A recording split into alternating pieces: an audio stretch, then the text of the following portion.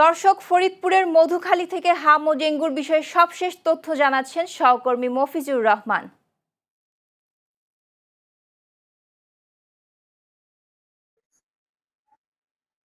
ধন্যবাদ। যেমনটি বলছিলেন, আমি এই মুহূর্তে আছি ফরিদপুরের মধুখালী উপজেলা স্বাস্থ্য কেন্দ্রে।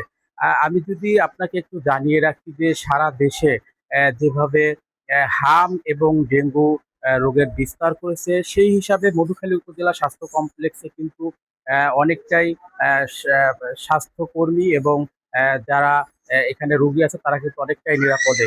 আমি যদি আপনাকে আর একটু জানিয়ে রাখি যে মধুখালী উপজেলার যে স্বাস্থ্য কমপ্লেক্স, এখানে এই পর্যন্ত আহ, ডেঙ্গু রোগে এই জুন মাসে আক্রান্ত হয়ে 6 জন কিন্তু ভর্তি ছিল এবং তারা কিন্তু সবাই সুস্থ হয়ে যার যার বাড়িতে ফিরে গেছেন এবং সবাই এখন পর্যন্ত কিন্তু সুস্থ আছেন।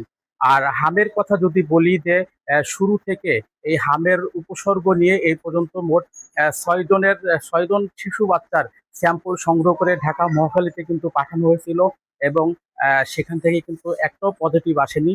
যার ফলে এই 6 জন শিশু বাচ্চাকে কিন্তু তারা এখান থেকে প্রাথমিক যে চিকিৎসা সেটা দিয়ে তাদেরকে যার যার বাড়িতে অবস্থান করছে এবং তারা সবাই সুস্থ আছে। ফরিদপুরের মধুখালী উপজেলা স্বাস্থ্য কমপ্লেক্স থেকে এই ছিল আমার কাছে সর্বশেষ।